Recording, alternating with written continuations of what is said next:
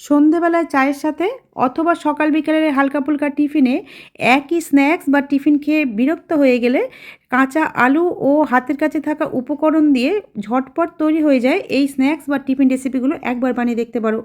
খেতে যেমন মুখরোচক হয় আর তৈরি করাও কিন্তু খুবই সহজ।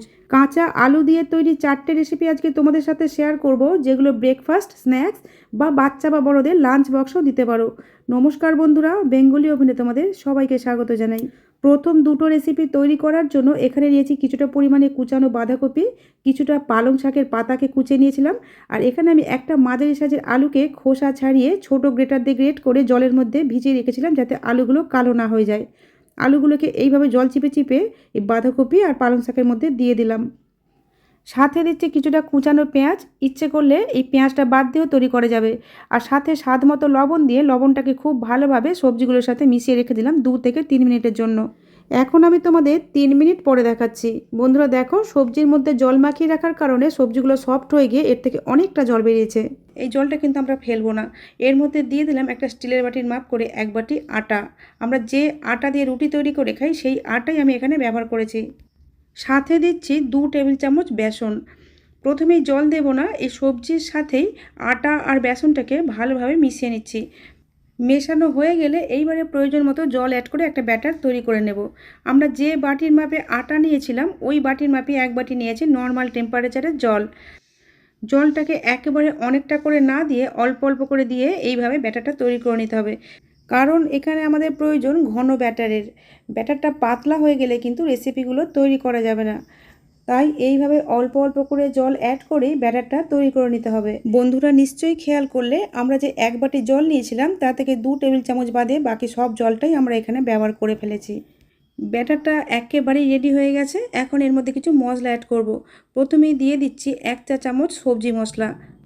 সবজি মশলার পরিবর্তে জিরে গুঁড়ো আর একটু গরম মশলা গুঁড়ো দিলেও হবে। এখন দিয়ে দিলাম 4 চামচের 3/1 গোলমরিচের গুঁড়ো, আর দিয়ে দিলাম 1 টেবিল চামচ গোটা মৌরি।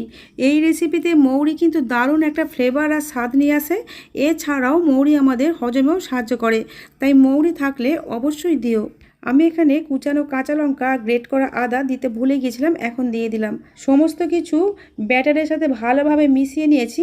এখন রেসিপিগুলো আমরা তৈরি করে নেব। তার জন্য ওভেনে একটা প্যান বসিয়ে এর মধ্যে 1/2 চা চামচ তেল দিয়ে তেলটাকে খুব ভালোভাবে ব্রাশ করে দিলাম।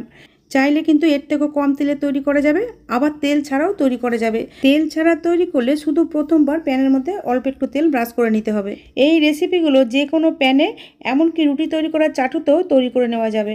প্যানটাকে খুব বেশি গরম করার দরকার নেই। যখন হালকা গরম হবে ছোট 2 হাতা ব্যাটার এর মধ্যে দিয়ে সমানভাবে পাতলা করে ছড়িয়ে দিলাম।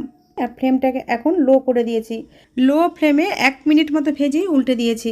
যেহেতু ননস্টিক প্যানে ভাজছি তাই তাড়াতাড়ি ভাজাটা হয়ে যায়, তবে রুটি সেঁকা চাটুতে তৈরি করলে আরেকটু সময় বেশি লাগবে। এই পিঠটাও 1 মিনিট মতো ভেজে নিয়ে উল্টে পাল্টে নিজের পছন্দের কালার করে তুলে নিতে হবে। বন্ধুরা দেখো, 2 পিঠটাই আমি হালকা ব্রাউন করে ভেজে নিয়েছি। এখন প্লেটের মধ্যে তুলে নিলাম। এখন দ্বিতীয় রেসিপিটা তৈরি করব। তার জন্য প্যানের মধ্যে কোনো রকমের তেল ব্রাশ না করেই 2 হাতা ব্যাটার দিয়ে একইভাবে ছড়িয়ে দিয়েছি। যারা একদমই তেল খাও না তারা কিন্তু এইভাবে তৈরি করে নিতে পারো। লো ফ্লেমে 1 মিনিট মতো ভেজে নিয়ে উল্টে দিয়েছি। বন্ধুরা দেখো কতটা লোভনীয় দেখতে হয়েছে তেল ছাড়া। এখানে আমি অল্প একটু তেল ব্রাশ করে দিলাম। তেল ছাড়াও কিন্তু তোমরা এইভাবে তৈরি করে নিতে পারো। এটাও হয়ে গেছে। এটাও আমরা প্যান থেকে প্লেটের মধ্যে তুলে নিলাম। আবার চাইলে কিন্তু 2 পিঠটাই এইভাবে উল্টে পাল্টে ডিপ ব্রাউন করেও ভাজতে পারো। আমি সব রকমভাবেই দেখে দিলাম, তোমরা যে যেভাবে খেতে পছন্দ করো সেইভাবেই তৈরি করে নেবে। কিছুটা ব্যাটার রেখে দিয়েছিলাম চায়ের সাথে খাওয়ার স্ন্যাক্স তৈরি করার জন্য, তো এর সাথে মিশিয়ে দিলাম কিছুটা পরিমাণে চালের গুঁড়ো। চালের গুঁড়ির পরিবর্তে সুজিও দেওয়া যাবে। এই স্ন্যাক্সগুলোকে ফোলা ফোলা আর মুচমুচে তৈরি করার জন্য আমি এখানে ব্যবহার করছি টক দই। এখানে আমি 2 টেবিল চামচের মতো টক দই দিয়েছি। তোমরা এর পরিবর্তে কিন্তু বেকিং সোডাও দিতে পারো। টক দইটা দেওয়ার কারণে ব্যাটারটা একটু পাতলা হয়ে গেছে, তাই এর মধ্যে আমি আরও 1 টেবিল চামচের মতো চালের গুঁড়ি অ্যাড করে দিয়েছি। এখানে আমি মোট 3 টেবিল চামচের মতো চালের গুঁড়ি ব্যবহার করেছি। চালের গুঁড়িটা খুব ভালোভাবে মিশিয়ে নিয়েছি। এদিকে ওভেনে একটা প্যান বসিয়ে তার মধ্যে কিছুটা তেলকে গরম করে নিয়েছিলাম আগে থেকে।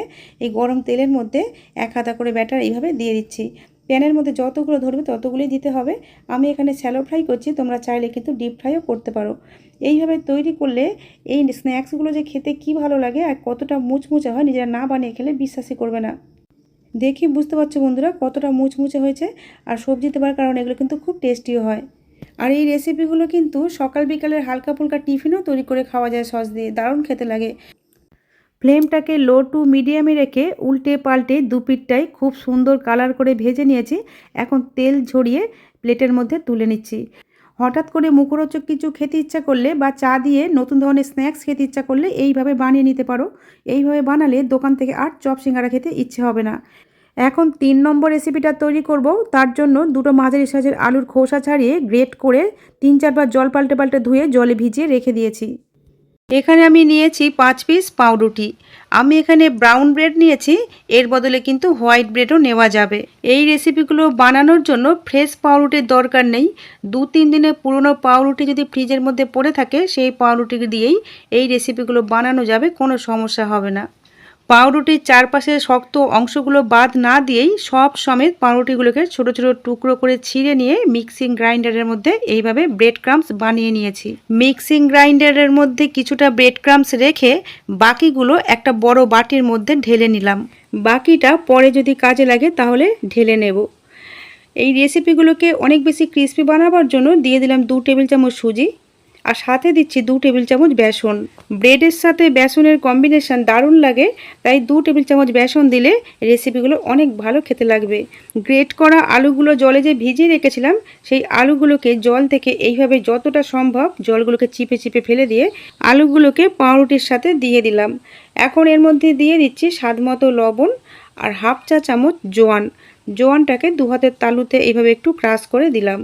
সাথে দিচ্ছি হাফ চা চামচ গোটা জিরে, হাফ চা চামচ চিলি ফ্লেক্স, হাতের কাছে চিলি ফ্লেক্স না থাকলে লঙ্কার গুঁড়ো দিয়ে দেবে। আর দিলাম হাফ চা চামচ গোলমরিচের গুঁড়ো, আর দিলাম চা চামচের 3 ভাগের 1 ভাগ হলুদ গুঁড়ো। এখন সমস্ত উপকরণগুলোকে একসাথে খুব ভালোভাবে মিশিয়ে নিতে হবে। মশলাগুলো ভালোভাবে মেশানো হয়ে গেলে এখন এর মধ্যে দিয়ে দিচ্ছি কিছুটা কুচানো টমেটো। আমি এখানে একটা মাঝারি সাইজের টমেটোর হাফ নিয়ে ছোট ছোট টুকরো করে কেটে রেখেছিলাম। আর সাথে দিলাম কিছুটা কুচানো কারি পাতা, এর বদলে ধনে পাতাও দিতে পারবে। এর সাথে দিয়ে দিলাম কিছুটা গ্রেট করা আদা, আর দিলাম কিছুটা কুচানো কাঁচা লঙ্কা। ঝালটা নিজেদের স্বাদ মতো বুঝে দেবে। আর এখানে দিয়ে দিলাম 1 টেবিল চামচ লেবুর রস। এই লেবুর রসের পরিবর্তে চাট মশলা বা আমচুর পাউডারও দিতে পারবে। এই উপকরণগুলোকে খুব ভালোভাবে ব্রেডের সাথে মিশিয়ে নিয়ে এখন চাপা দিয়ে রেখে দেব 5 থেকে 6 মিনিটের জন্য। এটা রেস্টে থাক, ততক্ষণ আমরা এই রেসিপিগুলোর সাথে খাওয়ার জন্য একটা চটপটার সাথে চাটনি বানিয়ে নেব। তার জন্য একটা মিক্সিং গ্রাইন্ডারের মধ্যে দিয়ে দিলাম একটা বড় সাইজের কুচানো পেঁয়াজ, হাফ ইঞ্চি আদা, একটা কাঁচা লঙ্কাকে 2 টুকরো করে দিয়েছি, আর দিচ্ছি কিছুটা ধনে পাতা। এই ধনে পাতাগুলোর ডাঁটা সমেত দিয়ে দিয়েছি। এখন এর সাথে দিয়ে দিচ্ছি 2 টেবিল চামচ টক দই। এই টক দইয়ের বদলে লেবুর রস বা পাকা তেঁতুলও দিতে পারবে। সাথে দিয়ে দিলাম স্বাদমতো কিছুটা সাদা লবণ, আর দিলাম অল্প একটু বিট লবণ। এখন জল ছাড়া এগুলোকে একটা মিহি পেস্ট বানিয়ে নিতে হবে। দেখো আমি এরকম ফাইন পেস্ট বানিয়ে নিয়েছি, এটাকে একটা বাটির মধ্যে ঢেলে নিচ্ছি। চাটনিটা এইভাবেও খেতে পারো, আর এটার টেস্টটা আরেকটু বাড়ানোর জন্য আমি এর মধ্যে একটা তড়কা অ্যাড করব। তার জন্য একটা হাতার মধ্যে 1 টেবিল চামচ তেলকে খুব ভালোভাবে গরম করে নিয়ে এর মধ্যে দিয়ে দিলাম হাফ চা চামচ গোটা কালো সর্ষে, আর দিলাম 2টো শুকনো লঙ্কা। এগুলোকে একটু ভেজে নিয়ে এই চাটনির মধ্যে দিয়ে দিলাম। চাটনিটাকে আরও একটু টেস্টি বানানোর জন্য অন্য কোনো প্যানে এই তরকাটা দিয়ে তার মধ্যে এই চাটনিটাকে ঢেলে যদি 1 মিনিট মতো তেলের সাথে কষিয়ে নেওয়া যায় তাহলে চাটনিটা আর একটু টেস্টিও হবে, আর 1 সপ্তাহ ধরে স্টোর করে রেখেও খেতে পারবে। এদিকে আমরা কাঁচা আলু আর পাউরুটির মিক্সচারটা যে রেস্টে রেখেছিলাম প্রায় 6 মিনিট হয়ে গেছে, আর এর মধ্যে সবজিগুলো জল ছেড়ে দিয়েছে, কারণ এর মধ্যে আমরা লবণ মাখিয়ে রেখে দিয়েছিলাম। এখন আমরা যেভাবে রুটি করার জন্য আটা মাখি সেইভাবে মেখে নিতে হবে। মাখতে 1 মিনিটও সময় লাগবে না। মাখতে মাখতে বেশ পাতলা বলেই মনে হচ্ছিল, তাই আমরা মিক্সিং গ্রাইন্ডারের মধ্যে যেটুকু ব্রেড ক্রাম্পস রেখে দিয়েছিলাম সেই ব্রেড ক্রাম্পসটা এর মধ্যে ঢেলে দিলাম। এইবার এটাকে মেখে একটা ডো বানিয়ে নিতে হবে। দেখো ডোটা তৈরি হয়ে গেছে, ঠিক এইরকমভাবে ডোটাকে মাখতে হবে। এবার এ থেকে আমরা টিফিন বা নাস্তাগুলো শেপ দিয়ে দেবো, তার জন্য হাতে অল্প একটু তেল মেখে নিয়েছি। এইবারে এই ডোটা থেকে অল্প একটু অংশ নিয়ে প্রথমে হাতের মধ্যে এইভাবে গোল করে নিতে হবে। তারপর হাতের তালুতে রেখে এইভাবে চ্যাপটা করে নিয়ে ধারগুলোকে এইভাবে একটু সমান করে দিতে হবে যাতে ভাজার সময় খুলে না যায়। এই যে একটা টিকিয়া আমাদের বানানো হয়ে গেছে, বাকি টিকিয়াগুলো একইভাবে বানিয়ে নেব। তোমরা তোমাদের খুশি মতো যে কোনো শেপই দিতে পারো। আমি এখানে গোলাকার চ্যাপ্টা শেপ দিয়েছি, আর এইভাবে পাতলা করে একটু বানালে এগুলো তাড়াতাড়ি ভাজা হয়ে যাবে আর ভিতর পর্যন্ত খুব সুন্দরভাবে ভাজা হবে।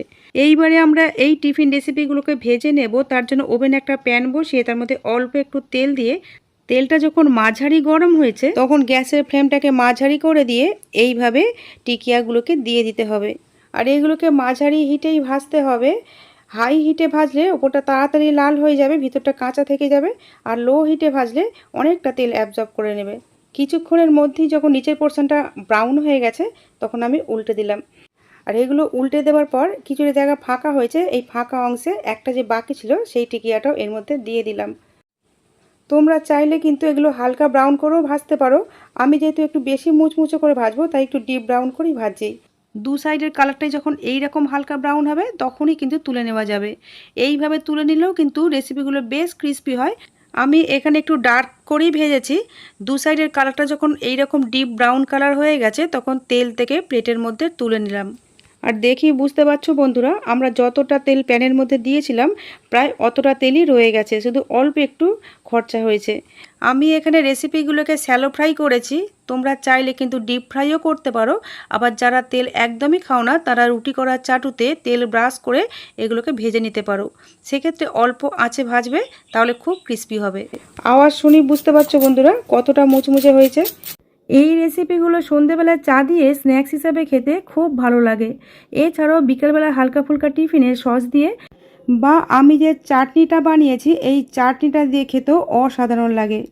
এখন তৈরি করব 4 নম্বর রেসিপিটা। এটা একটা ব্রেকফাস্ট রেসিপি। তার জন্য দুটো আলুকে খোসা ছাড়িয়ে ধুয়ে নিয়েছি। এখন এই কাঁচা আলু দুটোকে গ্রেট করে নেব।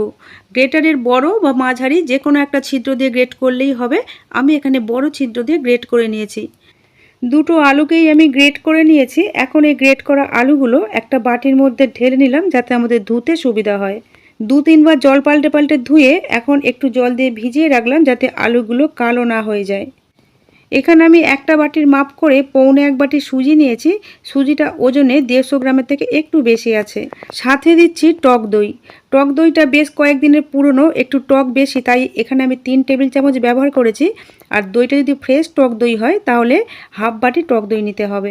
এখন রেসিপিগুলোকে একটু হেলদি করার জন্য সাথে দিয়ে দিলাম কিছুটা কুচানো বাঁধাকপি, কিছুটা গ্রেট করা গাজর, সাথে দিচ্ছি অল্প কুচানো কাঁচা লঙ্কা। এখানে আমি একটা লঙ্কা দিয়েছি, ঝালটা নিজেদের স্বাদ মতো বুঝে দেবে। আর দিলাম কিছুটা ধনেপাতা কুচি। এই বাঁধাকপি আর গাজর অপশনাল, ইচ্ছে হলে দেবে, না হলে বাদ দিতে পারো। এখন আমরা যে আলুগুলোকে গ্রেট করে জলে ভিজিয়ে রেখে দিয়েছিলাম সেই আলুগুলোর জলটা উপর থেকে কিছুটা ফেলে দিয়ে এখন যতটা সম্ভব আলুগুলো থেকে এইভাবে জল চিপে চিপে সুজির মধ্যে দিয়ে দিতে হবে। আমি এই রেসিপিতে কোনো রকম পেঁয়াজের ব্যবহার করিনি, তোমরা চাইলে কিন্তু এখানে কুচানো পেঁয়াজ দিতে পারো। এইভাবে পুরো আলুটাকে এইভাবে জল চিপে চিপে আমি দিয়ে দিয়েছি সুজির ওপরে। এখন এর মধ্যে দিয়ে দিচ্ছি স্বাদ মতো লবণ, আর দিচ্ছি হাফ চা চামচ গোলমরিচের গুঁড়ো, আর 4 চামচের 3 ভাগের 1 ভাগ হলুদের গুঁড়ো, আর 1 চা চামচ গ্রেট করা আদা। এই সমস্ত উপকরণগুলো সুজির সাথে খুব ভালোভাবে মিশিয়ে নিতে হবে। দই, সবজি, মশলা সমস্ত উপকরণগুলো সুজির সাথে ভালোভাবে মিশিয়ে নিয়েছি। এখন এর মধ্যে অল্প অল্প করে জল দিয়ে একটা ব্যাটার তৈরি করে নিতে হবে। আমি যে বাটির মাপ করে সুজি মেপেছিলাম ওই বাটির মাপে হাফ বাটি জল নিয়েছি। জলটাকে অল্প অল্প করে সুজির মধ্যে দিয়ে মেশাতে হবে। একেবারে সব জলটা ঢেলে দিলে ব্যাটারটা পাতলা হয়ে যাবে, কারণ এখানে আমাদের দরকার একটা ঘন ব্যাটার। তাই জলটাকে অল্প অল্প করে দিয়ে একটা ঘন ব্যাটার তৈরি করে নিতে হবে। আমরা যে হাফ বাটি জল নিয়েছিলাম তা থেকে এই 1.5 টেবিল চামচ মতো জল রয়ে গেছে। দইয়ের পরিমাণ বা দইয়ের ঘনত্বের ওপরে নির্ভর করে জলটা অল্প একটু কম বেশি লাগতে পারে। এখন এই ব্যাটারটাকে ঢাকা দিয়ে 10 মিনিট চাপা দিয়ে রেখে দিয়েছিলাম। প্রায় 10 মিনিট হয়ে গেছে। দেখো সবজিগুলো কিন্তু জল ছেড়ে দিয়েছে, সেই জলটা উপর দিকে ভেসে আছে। এখন এই ব্যাটারটাকে একটা হাতার সাহায্যে খুব ভালোভাবে মিশিয়ে নিচ্ছি। এই সময় ব্যাটারটা যদি একটু বেশি ঘন বলে মনে হয় তাহলে 2-1 টেবিল চামচ জল এখানে অ্যাড করতে পারো, কোনো সমস্যাই হবে না। এখন আমি দিয়ে দিলাম 4 চামচের 3 ভাগের 1 ভাগ বেকিং সোডা। এই বেকিং সোডার বদলে ইনো ব্যবহার করতে পারবে। আর এই বেকিং সোডাটা অ্যাক্টিভেট করার জন্য এর মধ্যে দিয়ে দিলাম হাফ চা চামচ জল। এখন হাতার সাহায্যে একই ডিরেকশানে এইভাবে 30 থেকে 40 সেকেন্ড মতো একটু ফেটিয়ে নিলেই দেখবে ব্যাটারটা একটু হালকা হয়ে গেছে। আর ব্যাটারের ঘনত্বটা ঠিক এই রকম হবে। আগে তোমাদের দেখানো হয়নি বন্ধুরা, তাই এখন দেখিয়ে দিলাম। এখন আমরা এই টিফিন রেসিপিগুলো বানিয়ে নেব। তার জন্য ওভেনে একটা প্যান বসিয়ে প্যানের মধ্যে কিছুটা তেলকে ব্রাশ করে নিয়েছি। প্যানটা মাঝারি গরম হলে এর মধ্যে দিয়ে দিলাম কয়েকটা দানা সর্ষে আর কিছুটা সাদা তিল। এগুলো না দিয়েও কিন্তু বানানো যাবে। ফ্লেমটা কিন্তু এখন লোতে আছে। এবার তৈরি করা ব্যাটার থেকে আমরা এখানে 1.5 হাতা মতো ব্যাটার দিয়ে হাতার পিছন দিক দিয়ে ব্যাটারটাকে হালকা করে একটু ছড়িয়ে দিয়েছি, আর ওপর দিয়েও একটু কালো সর্ষে আর একটু সাদা তিল ছড়িয়ে দিয়েছি। এখন চাপা দিয়ে লো হিটে এটাকে 1.5 থেকে 2 মিনিট এক সাইডটা কুক করে নিতে হবে। এখন আমি তোমাদের 2 মিনিট পরে দেখাচ্ছি।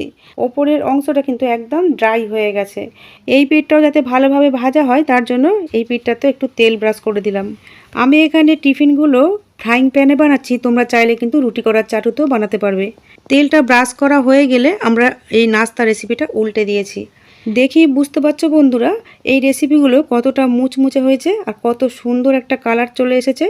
দু পিঠটাই নিজেদের পছন্দের কালার করে উল্টে পাল্টে ভেজে নিতে হবে। দুটো পিঠই কিন্তু আমরা গোল্ডেন ব্রাউন করে ভেজে নিয়েছি।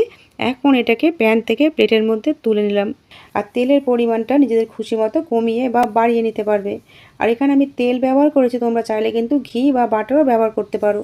এই রেসিপিটা বানানোর সময় আমি কিন্তু নিচে কোনো তিল বা সর্ষে দিলাম না, শুধু ওপরে ছড়িয়ে দিয়েছি। এটাও চাইলে বাদ দেওয়া যাবে। যদি রেসিপিগুলো একটু বেশি সফট বানাতে চাও তাহলে দু সাইডটাই ঢাকা দিয়ে বানাতে হবে। আর যদি একটু বেশি মুচমুচে বানাতে চাও তাহলে দু সাইডটাই খোলা রেখে মানে ঢাকা না দিয়ে বানাতে হবে। খুব সহজে এবং ঝটপট তৈরি হয়ে যাবে একটা রেসিপি। আমি আমার চ্যানেলে এইরকমই সহজভাবে তৈরি নতুন নতুন রেসিপির ভিডিও আপলোড করে থাকি। এই রকম রেসিপির ভিডিওর আপডেট সবার আগে পাওয়ার জন্য ইউটিউব থেকে দেখলে চ্যানেলটা সাবস্ক্রাইব করার, আর এফবি পেজ থেকে দেখলে পেজটাকে ফলো করে নেওয়ার অনুরোধ রইল। বন্ধুরা আজ তাহলে এই পর্যন্তই। তোমরা ভালো থেকো, সুস্থ থেকো, সাবধানে থেকো।